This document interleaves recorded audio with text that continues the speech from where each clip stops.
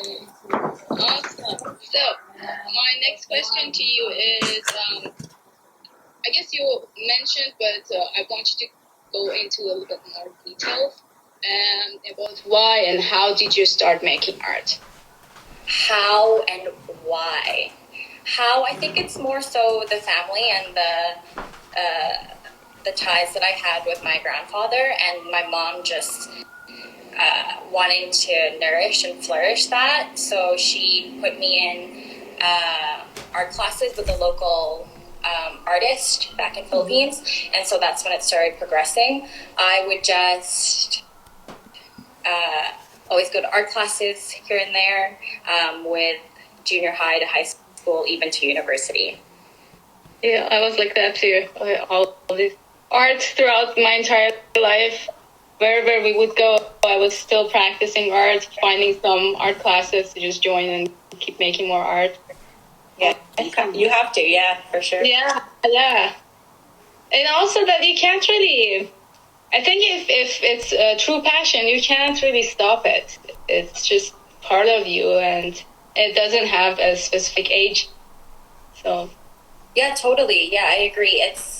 That's one of my passions, like art, and like you said, like it's just what keeps you going. And I think without art in my life, like I found that that it's not as great. Yeah. You try to make it great, but it's just not the same. Yeah, it's about expressing yourself too, like who you are as a person. Like, so now with my art, like I want to show more about my history and my culture and like Filipinos, like where we come from, and just expressing that to the world, because I think that's really what art is, like your viewpoint and how you want to show and share and express that to the world around you. That's true. Awesome. Do you believe that your art practice makes you a healthy person overall? Yes. Yeah, I definitely think so. So I was thinking about health just a few moments ago before this interview, and I was getting so anxious, and I was like, okay, gotta prepare for everything, gotta set up my background, gotta get some lotion, like get lots of water. So I have everything set up here because I'm like, okay, everything has to be perfect. But that's like me as a person talking, and that's just how I am in my personality, like perfection. And I think as great as it sounds, it's not the healthiest. Mm-hmm. So my art for me like takes me away from that. It just I just learned to like live in the moment, and if like an accident happens, like a paint is splashed here, or this wash is not the color that you want, it just helps me calm down and stay grounded. So peace of mind mainly and mindfulness. Yeah, totally. Mm-hmm. Nice background, by the way. Thank you. Yeah, set up. I love how you set it up. Had to get the lighting. Oh, beautiful. I feel like I haven't done enough preparation. You make your background looks good. Like, you got your artwork there. Thank you. So what is the theme of your artworks? The theme? Yeah. Oh, so the theme right now is about my Filipino heritage and culture. So this one here is something that I finished recently. Yeah. It's just a woman in a traditional Filipino dress called the Maria Clara. So it's got like really big, poofy sleeves, and they're very defined. So this was one of my pieces that I started when I got back to Calgary. It is about me finding myself and telling that story with her nourishing and holding the plant. So it's starting off with my family, who I am as a person, and my background, and then I'm progressing, and I want to tell it from there. Awesome. So you sent me some of your photos of some of your works that I asked you, and one of them was about the tags. Are you still making more of those theme around that same theme? Oh, with the clothing tags? Yeah. Can you talk a little bit about?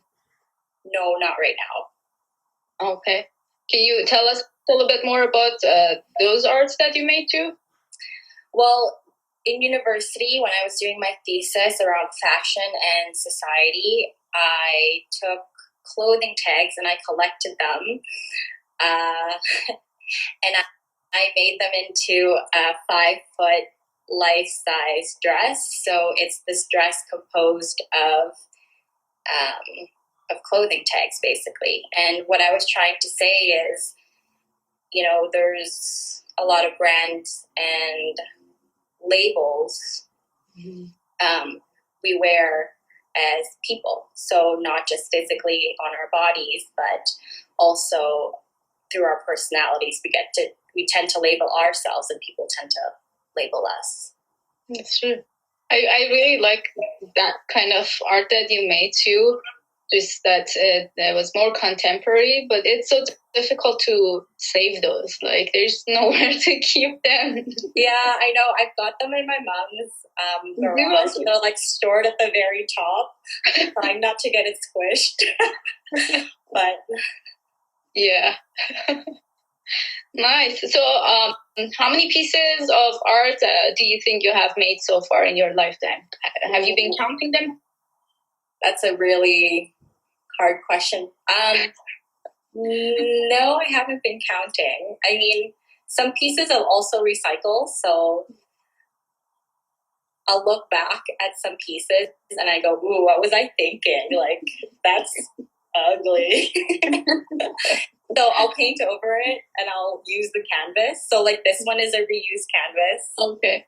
But I'd like to think like 25 if I have to give a number.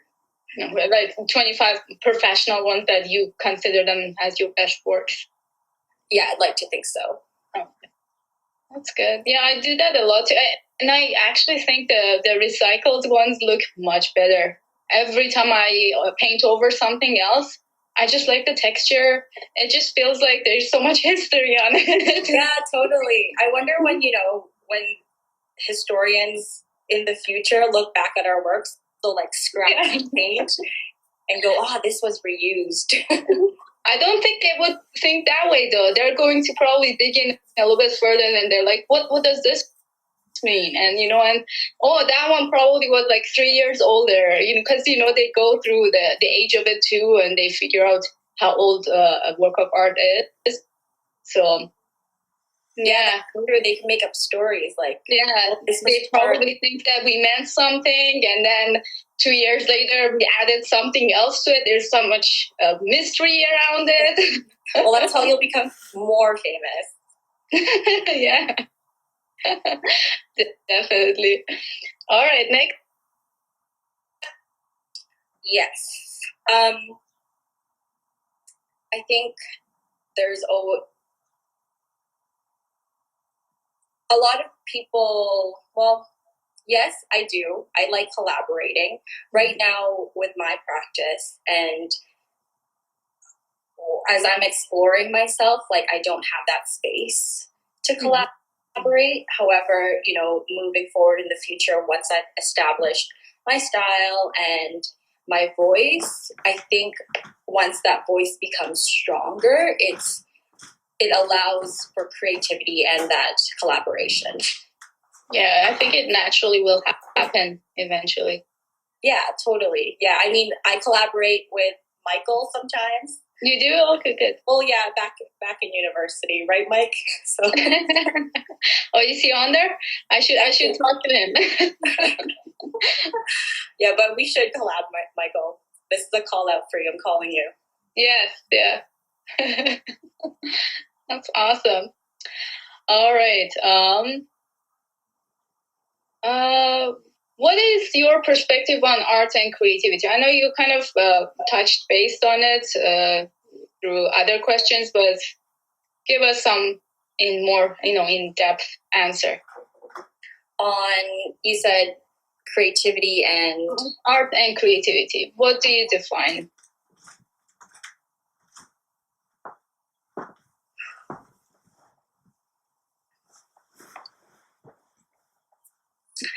I think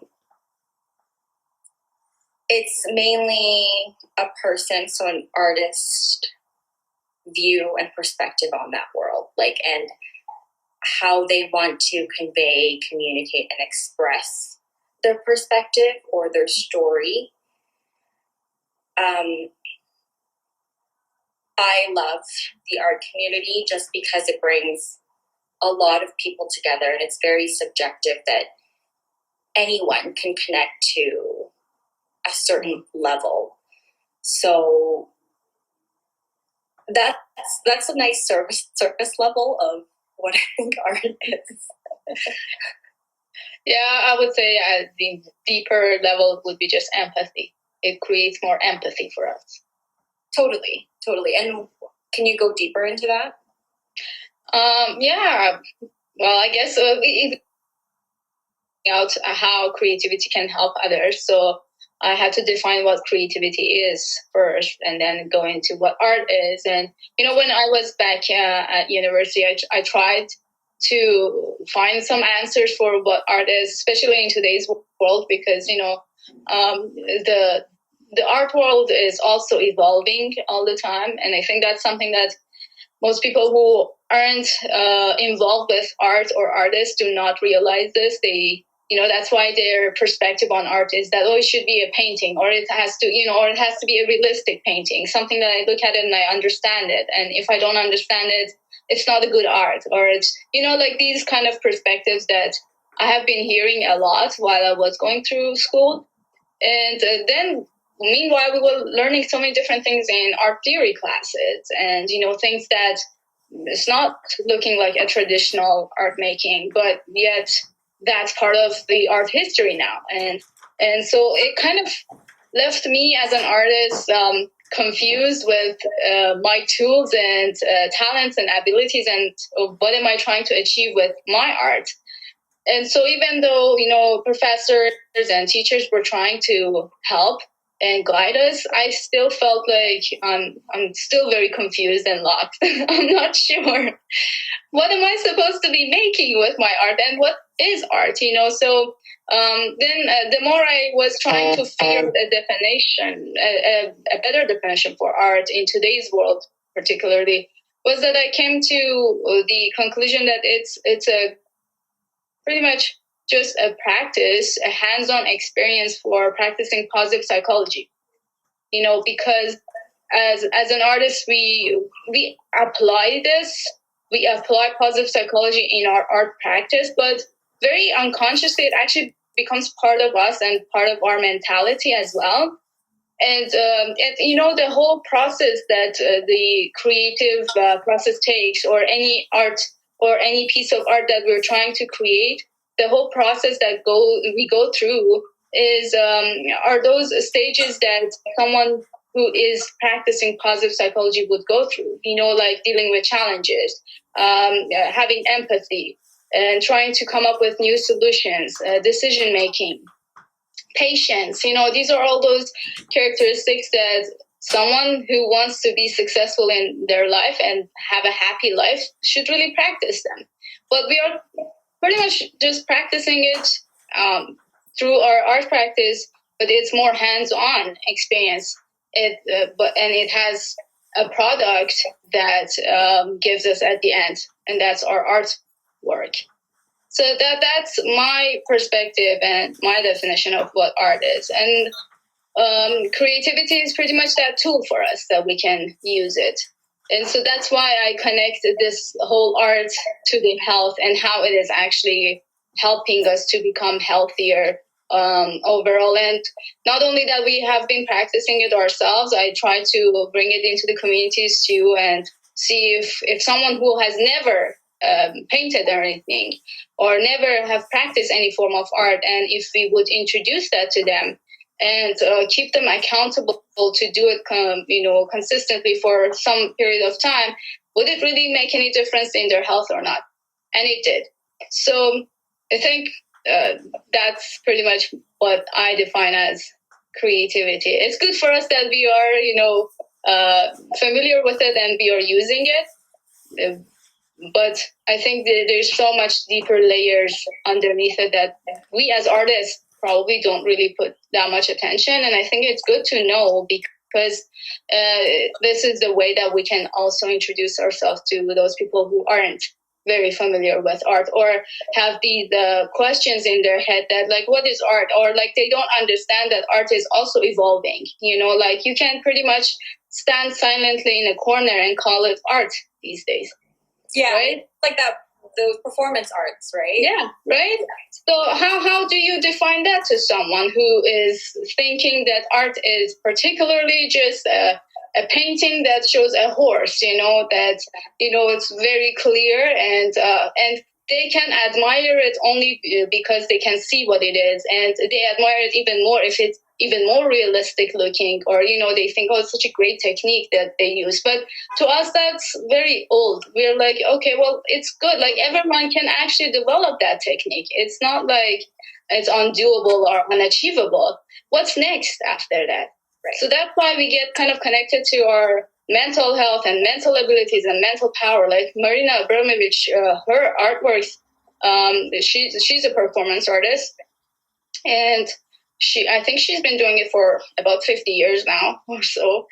And even though it still feels very young, even though it still feels like not that many people, even in the art world, don't know much about the type of art that she does.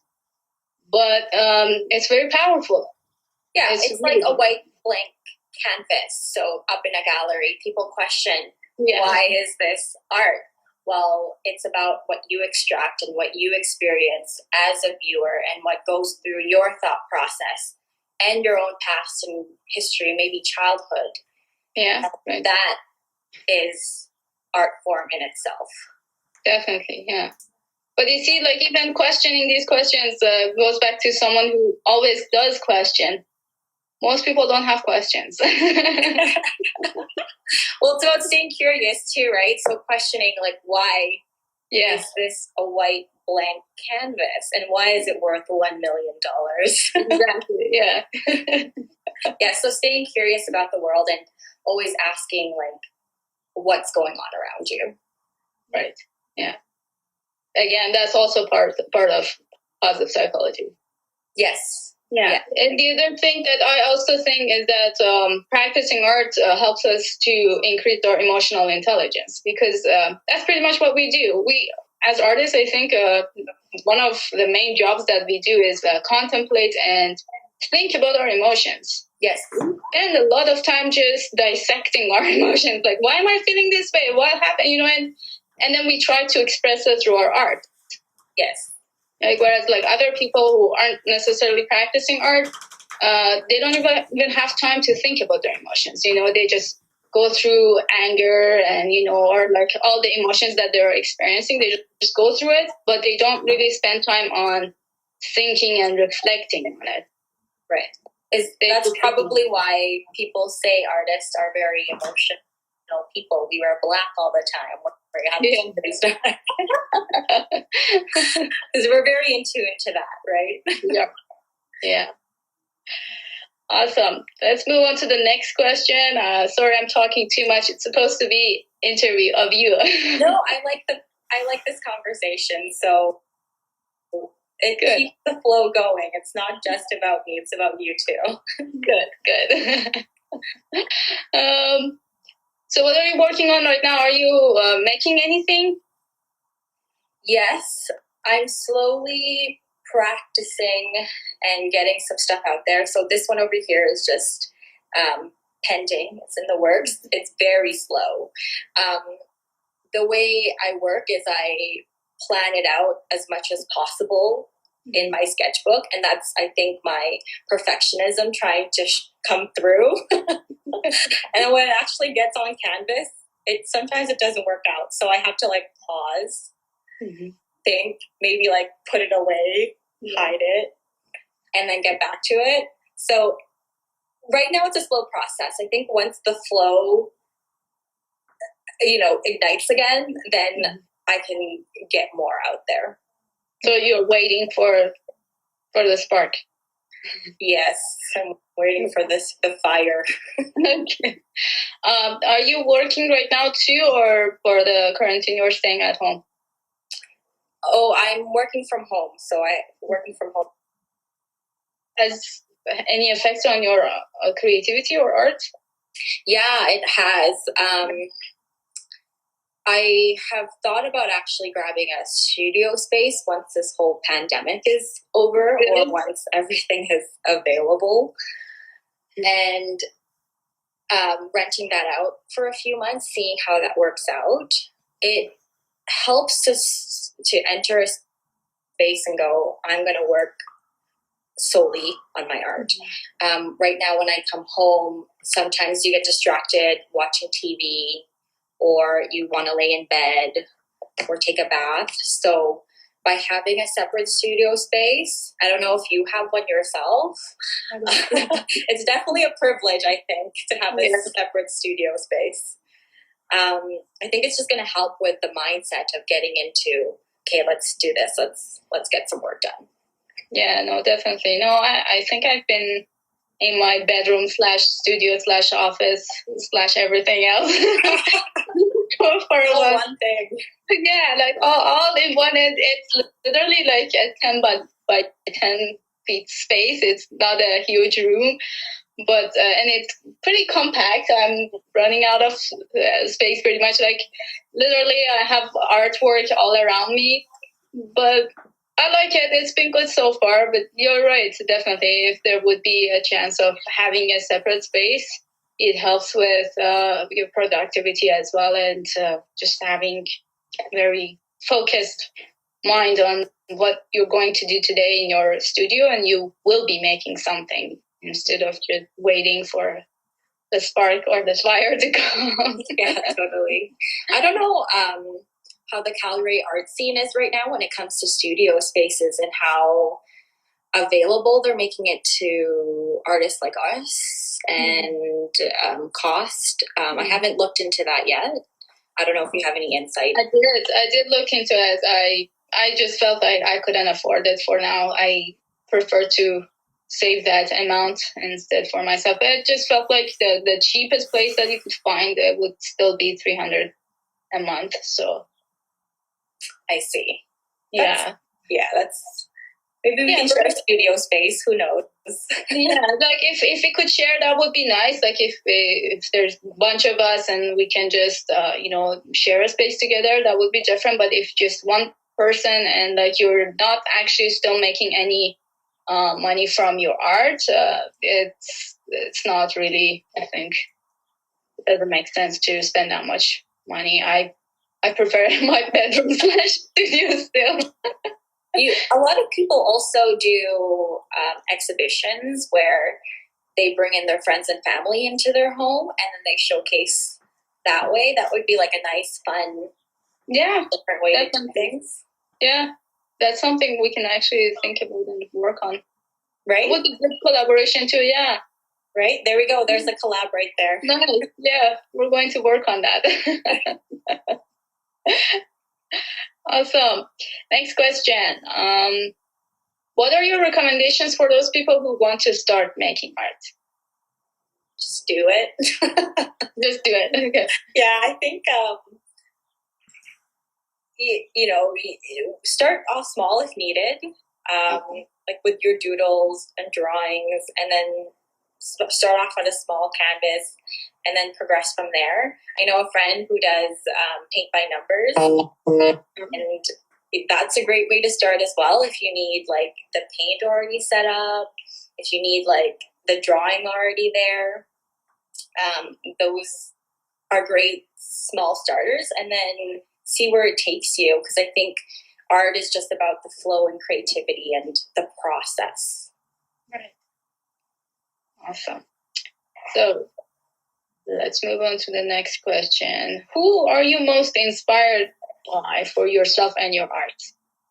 Who am I inspired most? there's a lot of inspiration that I get. I don't know about you, but it's not just like one single thing. Mm-hmm. It's like artists from the past and even the present. Yeah. Right now, I'll take some of their ideas or their viewpoints. Inspiration would be, I've been looking through my mom's old photo albums of my family growing up, although they're very cringy, and I'm like, oh, that was me. That's a good thing. Ew, is it? I'll take inspirations from those. So, Jollibee, growing up in Philippines, get them chicken. I'll take like Jollibee even as an inspiration, or the way like I'll walk out one day and the sunset's like beautiful, and I'm like, I want to use those colors. Yeah, I'm like that too. I get inspiration from many different places and things and people. It's not just one. What about for yourself, like just your personal life? My personal life on inspiration? Yeah. Do you have any specific person that you find inspiring, or it's the same idea again? I think it is the same idea. I maybe me. I'm an artist, but that's the extent of that. Okay. Awesome. If you could change anything about yourself, what would that be? Well, I want to be taller, but that's not part of my art.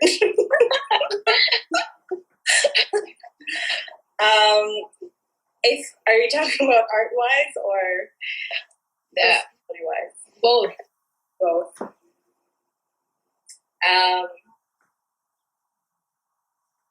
I think just to take things slower. So enjoy the journey as much as possible.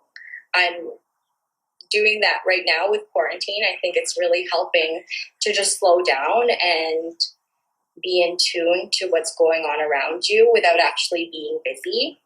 Mm-hmm. So practicing that in my own life is something that I would like to get to. And I'm sure, it's a process, but just slowing down as as my natural personality. Okay. Good. So you're always in rush then? Yeah, I'm always on the go. Like, I go 5 minutes, 2 minutes till this interview. Okay. Yeah, or like I'll grab that coffee and I'm like, hey, more coffee. No, that's definitely a great point that you said, because I think it's not only you, it's just generally a North American style.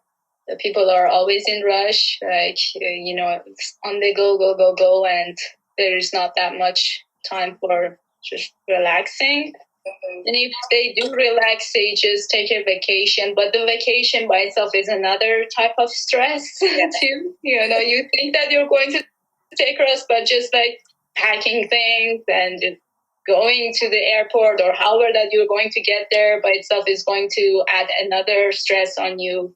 And then once you go there, whether you're in a resort or you're in a city that it's more touristic and you're going to see museums, again, that's another type of stress that you have to like keep up with the schedule that you have and be on the go. Like, oh, we want to visit that place and this place and that place and this place. And yeah, I sometimes find that that's also very stressful. So it's good that I think this time that we are experiencing right now is probably the most peaceful time that we could ever experience while we are alive, because really it's now mandatory for everyone to just take rest, just take a break. There is nothing else that you can do, and you have to just stay in your place. And with, I think, being an artist too, and that whole fast pace, you want to be there right away. Oh yeah. So you want to be famous. You want to have a lot of work. You want to have a lot of exhibitions, get your website up.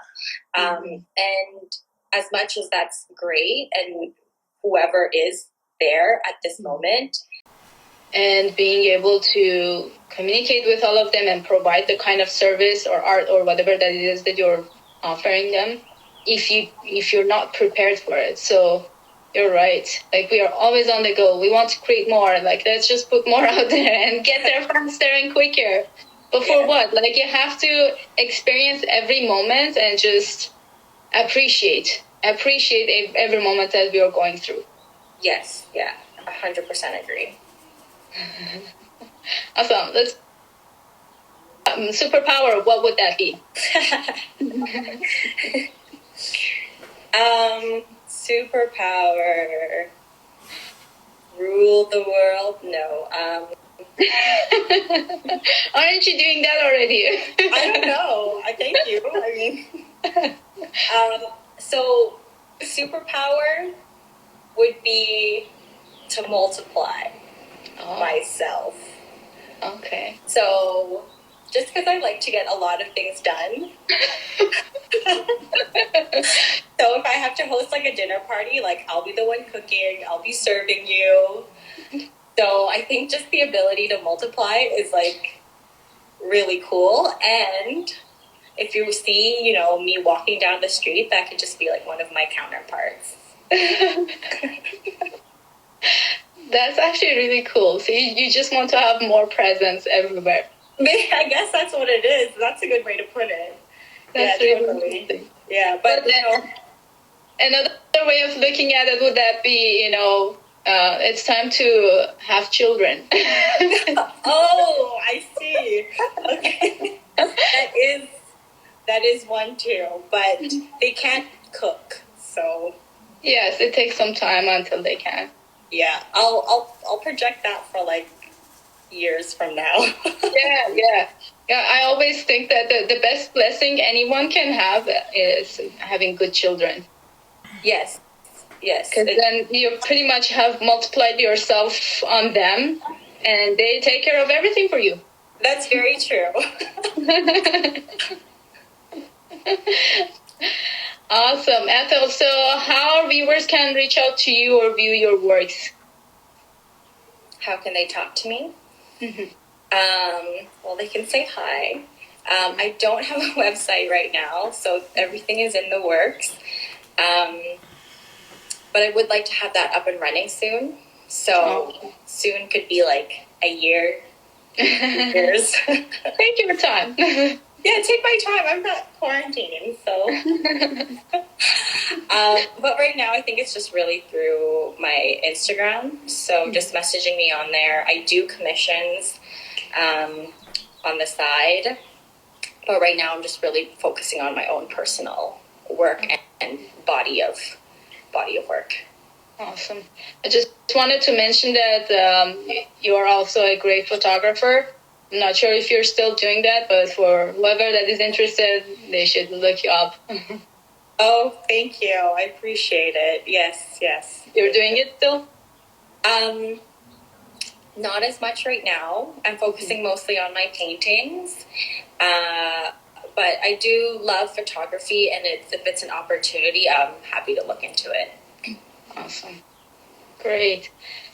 Okay, I'm out of my questions. I think that was all I wanted to ask you. Is there anything else you wanted to add? I just want to say thank you for having me on here and, interviewing me. It's been a while. I know, yeah. I've had an artist interview. But this is great. Like, I think it just helps me also see my own works and showcase it and to people. I want to say thanks for the people who have streamed live. I do appreciate your support and for Loud Art Society. But yeah, thanks. That's really my main message. Thank you. No, I'm very grateful that you accepted my invitation. I also wanted to say that Ethel is also with us on board with Loud Art Society. She's one of the members. And and we've known each other for some time. from school, and she's a good friend of mine, a great artist, and I'm really glad that you could make it today. And hopefully we will have more lives, and if it fits together, some sort of collaboration with you, I will definitely keep you in mind, and we'll have more of these fun projects. Yeah, totally. I appreciate everything, as I said. And, you know, mental health is super important. And I think, as you mentioned in this interview, it ties very well with the practice of art. So this is great. Awesome. Well, thank you so much, Ethel. Thanks, everyone who joined us today. This live, hopefully we can actually save it as an IGTV, but we are actually saving it in another room on camera. It will be a bit lower quality, but still it's something that people can watch later on if they weren't able to catch us at this time.